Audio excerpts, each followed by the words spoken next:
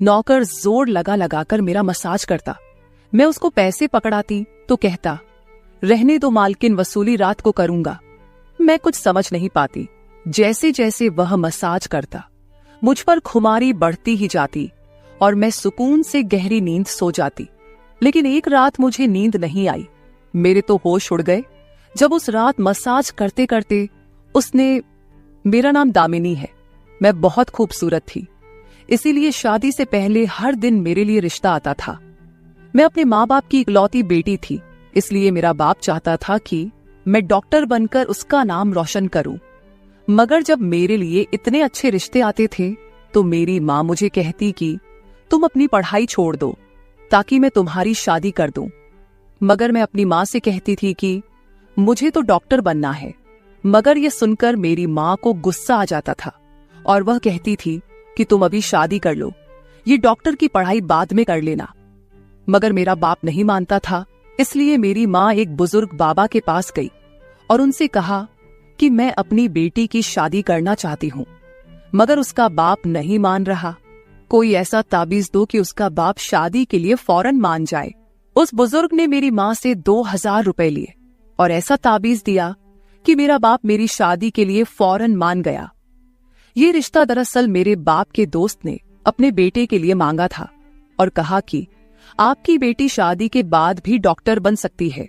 ये सुनकर मेरे बाप ने उससे शादी के लिए फौरन हाँ कह दिया और मैं विदा होकर अपने ससुराल आ गई। मेरे ससुराल वाले बहुत अमीर थे, इसलिए मैं और मेरे पति अलग घर में रहते थे। मेरा पति अपने बाप का बिजनेस संभालता था, इसलिए वह सुबह से शाम तक बिजी रहता था। मैं उसके घर गई तो वहां का ऐशो आराम देखकर मैं चौंक गई। मेरे पति ने मेरी सेवा के लिए कई नौकरानियां रखी हुई थी, मगर उसका एक नौकर धीरे धीरे मेरे करीब आने लगा।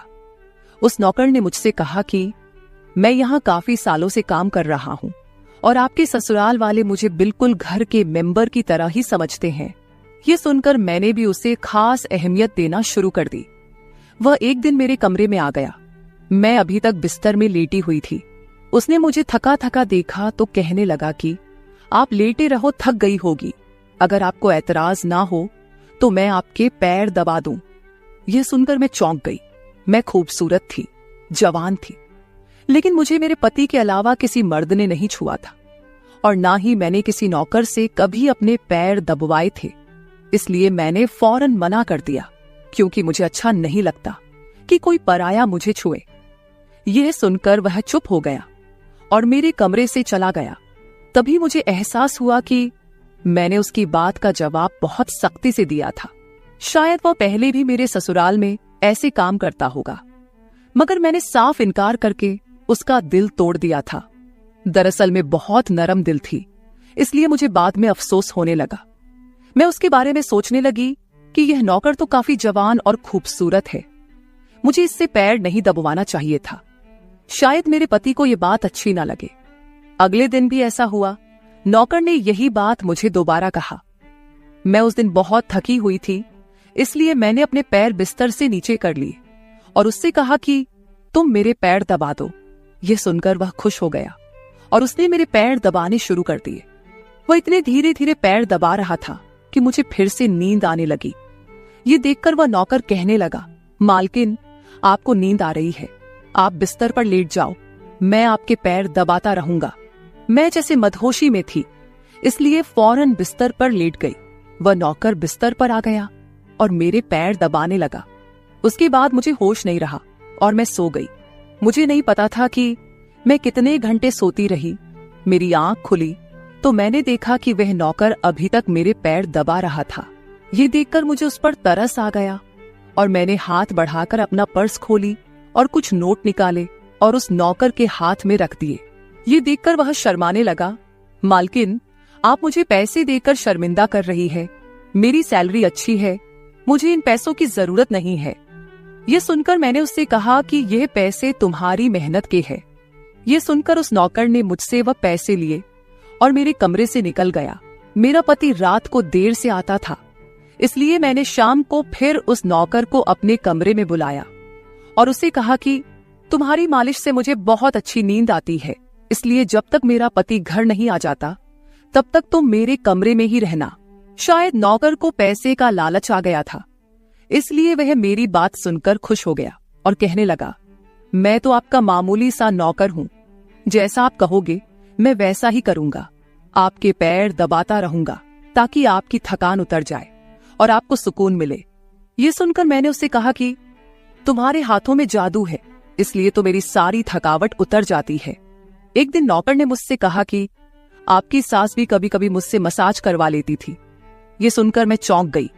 मुझे मेरी सास ऐसी नहीं लगती थी, मगर वह नौकर झूठ बोलने वाला नहीं लगता था। मुझे ससुराल आए 1 महीना होने वाला था, इसलिए मैंने नौकरों को परख लिया था। वह मुझे हर बात सच ही कहता था। मेरे घर में नौकरानियां भी काम करती थी, मगर वह झूठी और बेईमान थी। वह मुझसे जो बात सुन लेती थी उसे पूरे मोहल्ले में मशहूर कर देती थी, इसलिए मैं उन्हें अपने कमरे में नहीं आने देती। ये नौकर इस घर का पुराना नौकर था, इसलिए मैं उस पर भरोसा करती थी। नौकर भी मेरे कमरे में आता था, मगर अपनी नजरें झुकाकर रखता था। वह मेरे जिस्म को हाथ लगाता, मगर उसकी नीयत खराब न थी। ऐसा हर रात होता था। एक दिन मैंने अपने पति से कहा कि जब से हमारी शादी हुई है हम कहीं घूमने फिरने नहीं गए। यह सुनकर मेरे पति ने कहा कि जब से हमारी शादी हुई है तुम भी तो हर वक्त नींद में रहती हो। मैं रात को घर आता हूं तो तुम गहरी नींद में होती हो। दिन को मेरे पास वक्त नहीं होता और रात को मेरे घर आने से पहले तुम सो जाती हो। यह सुनकर मैं अपने दिल में सोचने लगी कि यह सब नौकर की मालिश की वजह से हो रहा था। मेरे पति की शिकायत सही थी। मुझे रोज रात को अपने पति के लिए जागना चाहिए था। उस दिन मैंने फैसला किया कि आज रात जब नौकर मुझे मालिश के लिए कहेगा तो मैं इनकार करूंगी, ताकि मुझे नींद ना आए और मैं अपने पति के आने तक जागती रहूं। शाम हुई तो मैंने नहाकर खुद को खूब तैयार किया और दुल्हन बनकर बिस्तर पर बैठ गई। नौकर मेरे कमरे में आया तो उसने मुझे मालिश के लिए पूछा, मगर मैंने साफ इनकार कर दिया। मेरी बात सुनकर वह कुछ उदास हो गया और वापस चला गया। कुछ देर बाद नौकर मेरे कमरे में आया तो उसके हाथ में दूध का गिलास था। मैंने खाना नहीं खाया था, इसलिए फौरन दूध पी ली और अपने पति का इंतजार करने लगी, मगर मुझे नींद आ गई और मैं सो गई। सुबह में जागी तो नौकर फौरन मेरे कमरे में आया और कहने लगा, मालकिन आपके लिए नाश्ता लेकर आऊं। ये सुनकर मैंने अपने पति के बिस्तर की तरफ देखा, वह खाली था। ये देखकर नौकर कहने लगा, मालिक को जरूरी काम था, वह नाश्ता करके चले गए। ये सुनकर मेरा मूड खराब हो गया। मैं रात भर उसका इंतजार करती रही, मगर वह सुबह होते ही ऑफिस चला गया। मैंने नौकर से कहा कि मेरे लिए चाय ले आओ। नौकर कमरे से बाहर निकल गया। तभी मैंने अपने जिस्म की तरफ देखा तो चौंक गई। रात को मैंने दुल्हन का कपड़ा पहना हुआ था, मगर अब मेरे जिस्म पर कोई और कपड़े थे। मगर मैंने अभी जेवरात पहने हुए थे। मेरा सर भारी होने लगा। मुझे यह सोचकर चक्कर आने लगे कि रात को मेरे साथ क्या हुआ था और मेरे कमरे में कौन था और उसने मेरे साथ क्या किया था, मगर मुझे कुछ याद ना आया। मेरा दिल घबराने लगा और मैंने अपना सर पकड़ लिया। मेरा पूरा जिस्म दर्द कर रहा था, इसलिए नौकर चाय लेकर आया तो मैंने उससे कहा कि मेरा जिस्म दबा दो। यह सुनकर वह बिस्तर पर आ गया और मुझे दबाने लगा। उस दिन मैं देर तक बिस्तर पर पड़ी रही। उस दिन मेरे पति अचानक घर आ गए। मैंने उसे देखा तो उस पर बरस पड़ी। मैं रात को तुम्हारे लिए दुल्हन बनकर जागती रही, मगर तुम नहीं आए। ये सुनकर मेरे पति कहने लगे, मैं रात को कमरे में आया तो तुम गहरी नींद में थी, इसलिए मैंने तुम्हें नहीं जगाया। ये सुनकर मैं चौंक गई, मगर मेरे कपड़े किसने बदली किए और नींद पूरी होने के बावजूद मेरा जिस्म क्यों दर्द कर रहा है। मैं उलझ गई थी। मेरे पति कहने लगे, अच्छा ठीक है, मूड खराब करने की जरूरत नहीं है। मुझे आज रात एक काम के सिलसिले में बाहर जाना है, इसलिए देर हो जाएगी, मगर अभी मेरे पास 3-4 घंटा फ्री है। अगर तुम कहो तो हम अभी कहीं बाहर जा सकते हैं। ये सुनकर मेरा मूड खुद ब खुद ठीक हो गया और मैं सारी रात वाली बातों को भूलकर खुश हो गई। शादी के बाद यह पहला मौका था कि मैं अपने पति के साथ कहीं बाहर जा रही थी। मैं जल्दी जल्दी तैयार होने लगी, जबकि मेरा पति गाड़ी में बैठकर मेरा इंतजार करने लगा। उस वक्त नौकर मेरे कमरे में आ गया और मुझसे पूछा, मालकिन, आप कहीं जा रही हैं क्या? ये सुनकर मैंने उससे कहा कि हाँ, मगर तुम क्यों पूछ रहे हो? ये सुनकर नौकर कहने लगा, मैं आपका नौकर हूं, मगर आपको यही सलाह दूंगा कि आप बाहर नहीं जाओ, क्योंकि आपका जिस्म थक जाएगा। ये सुनकर मुझे गुस्सा आ गया और मैंने उससे कहा कि तुम मेरे नौकर हो, मेरे पति बनने की कोशिश मत करो। ये कहकर मैं बाहर चली गई। न जाने मुझे किस बात पर गुस्सा आ गया था। मैंने उस नौकर को खूब खरी खरी सुना दी। वह भी अपनी औकात जान गया था। तभी तो मैं जब घर आई तो वह मेरे सामने नहीं आया। मेरे पति मुझे गेट पर उतारकर वापस बाहर जा चुके थे। जबकि मैं अंदर आई तो मेरा सारा जिस्म बुरी तरह दुख रहा था। शायद मेरे जिस्म को मालिश की आदत हो गई थी। तभी तो रात होते ही वह मालिश के लिए तड़पने लगता था। लेकिन मैंने उस नौकर को नाराज कर दिया था, इसलिए आज वह मेरी मालिश करने नहीं आया। मगर मुझे उसकी जरूरत थी, इसलिए मैंने एक नौकरानी को बुलाया और उस नौकर को बुलाने को कहा। थोड़ी देर गुजरी थी कि वह नौकर मेरे कमरे में आ गया, मेरे बिस्तर पर बैठ गया और चुपचाप मेरे पैरों को दबाने लगा। यह देखकर मुझे शर्मिंदगी हुई। मैंने उसे इतना बुरा भला कहा, मगर उसने मेरी बात को बिल्कुल बुरा नहीं माना। मैंने उसे चुप देखा तो कहने लगी, मुझे उस वक्त पता नहीं क्या हो गया था, इसलिए मैंने तुम्हें खरी खरी सुनाई। मैं इतने दिनों के बाद अपने पति के साथ कहीं बाहर जा रही थी, इसलिए मुझे तुम्हारा टोकना अच्छा नहीं लगा, इसलिए मुझे माफ कर दो। मैं उसकी मालकिन थी और उसे इस काम के पैसे देती थी, मगर अब भी मुझ में इंसानियत जिंदा थी, इसलिए मैंने मालिक होकर भी नौकर से माफी मांग ली। क्योंकि वह भले ही नौकर था, मगर वह एक इंसान भी तो था। मेरी बात सुनकर वह नौकर कहने लगा, मैं आपका नौकर हूं, इस काम के लिए मैं आपसे सैलरी लेता हूं, इसलिए आपको हक है, आप जो चाहे मुझे कह दे। ये सुनकर मैं चुप हो गई, मगर मैंने सोच लिया था कि आइंदा इससे ऐसा कुछ नहीं कहूंगी। वह उस रात देर तक मेरी मालिश करता रहा और फिर मुझे नींद आ गई। मुझे नहीं पता था कि नौकर मेरे कमरे से कब निकला और कब मेरे पति घर पर आए। मैं सुबह उठी तो मेरा पति बाथरूम में था और बाहर जाने के लिए तैयार हो रहा था। मैं उसे हैरानी से देखने लगी। पता नहीं आजकल मुझे क्या हो रहा था। नौकर की मालिश से मुझे इतनी गहरी नींद आती कि मुझे किसी बात का होश ना रहता था। मुझे इस बात का भी पता नहीं चलता था कि मेरा पति कब कमरे में आता था। मैं सोचने लगी कि इस नौकर की मालिश में ऐसा क्या जादू था कि वह मेरे पति के आने से पहले ही मेरी मालिश करता। तो मैं अचानक गहरी नींद में सो जाती थी। सुबह जब मैं उठती तो मेरा सर भारी महसूस होता और मैं चलने फिरने के काबिल नहीं रहती।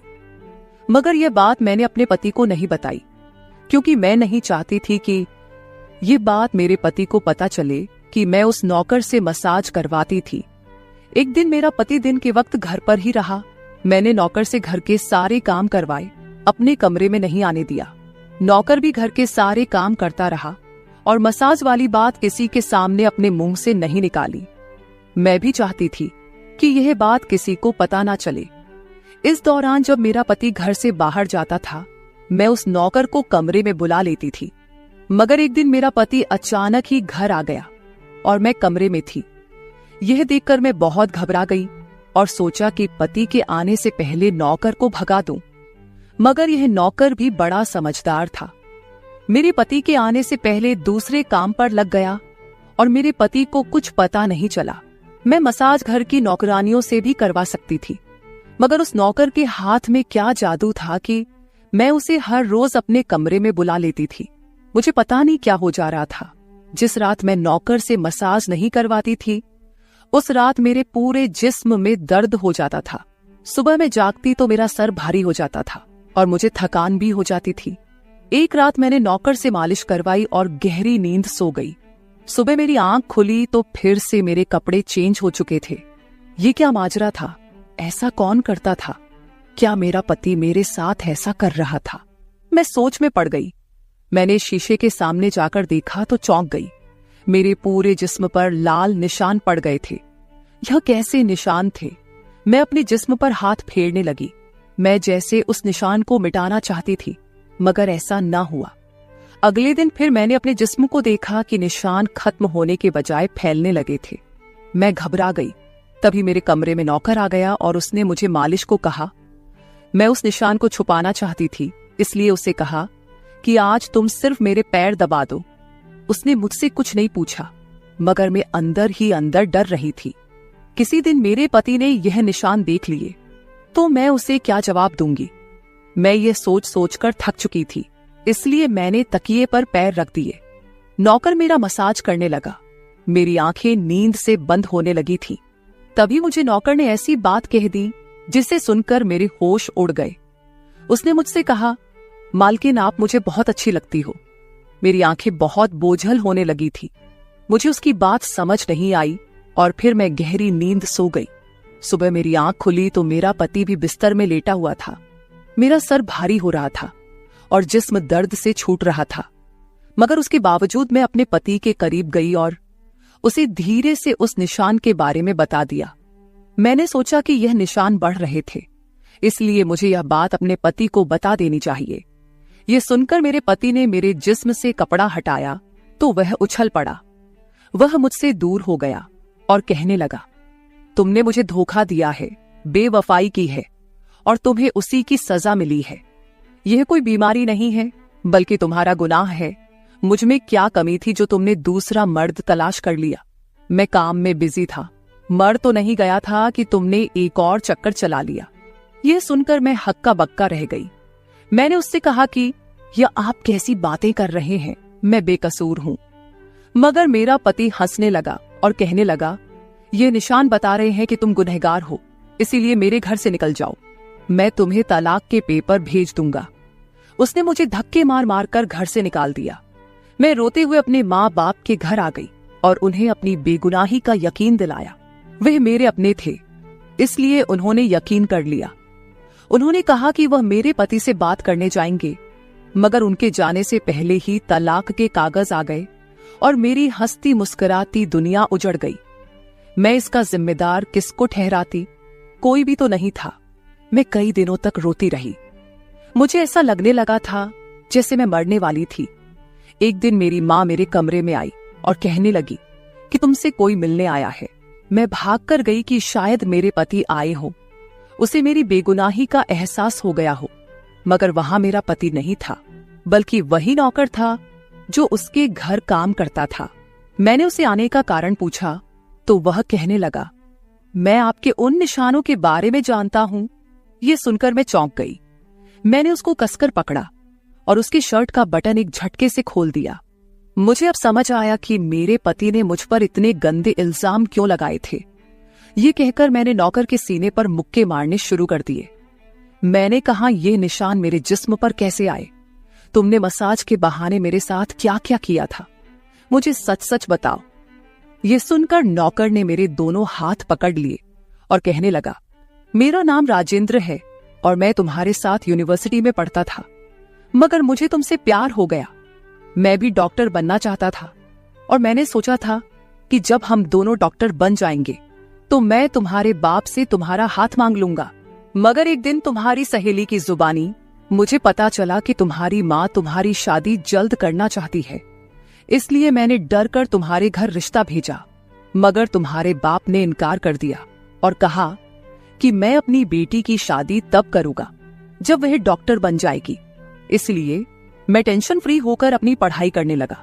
मुझे एक हफ्ते के लिए अपने कजिन की शादी के लिए शहर से बाहर जाना पड़ा। तभी तुम्हारी शादी हो गई। वह यह सब मुझसे कह रहा था और मैं चुपचाप उसे देख रही थी। जब मैं वापस आया तो मेरी मोहब्बत किसी और की दुल्हन बन चुकी थी। मैं तुम्हारे प्यार और दीवानगी में तुम्हारे ही घर का नौकर बन गया ताकि मैं तुम्हारे करीब रह सकूं। मैं तुम्हारे करीब आना चाहता था, इसलिए मसाज के बहाने तुम्हारे कमरे में आ जाता था और रात को तुम्हारे दूध में बेहोशी की दवा मिला देता था ताकि तुम सोती रहो और तुम्हारा पति तुम्हारे करीब ना आ सके, क्योंकि तुम मेरी थी। मैं तुम्हें किसी और के करीब नहीं देख सकता था। ये सुनकर मैं हक्का बक्का रह गई। क्या तुमने मेरे साथ कभी कुछ गलत किया? यह सुनकर उसने मेरा हाथ अपने सर पर रख लिया और कहा, मैं तुमसे प्यार करता था, इसलिए तुम्हारी इजाजत के बगैर मैं तुम्हारे साथ कुछ नहीं करना चाहता था। ये सुनकर मैंने उस निशान की तरफ इशारा किया जो हम दोनों के जिस्म पर थे। ये सुनकर वह हंस दिया और कहा कि मैं डॉक्टर हूं और यह सिर्फ इन्फेक्शन है। ये मैंने इसलिए किया ताकि तुम्हारे पति को हम दोनों के ऊपर शक हो जाए। ये कहकर उसने मुझसे माफी मांग ली और मैंने पूरे 1 साल उसे सजा देने के बाद माफ कर दिया और फिर उसके साथ शादी कर ली। तो मेरे प्यारे दोस्तों, ये थी हमारी आज की छोटी सी कहानी। आपको ये कहानी कैसी लगी कमेंट करके जरूर बताएं। अगर आपको ये कहानी पसंद आई हो तो इसे लाइक करें और अपने दोस्तों के साथ शेयर करें। अगर आप ऐसी ही और भी इंटरेस्टिंग और रोमांटिक कहानियां सुनना चाहते हो तो चैनल को सब्सक्राइब जरूर कर ले और बेल आइकॉन ऑन कर ले ताकि आपको मेरी हर कहानी समय पर मिल सके। कल मिलेंगे एक और नई कहानी के साथ। धन्यवाद।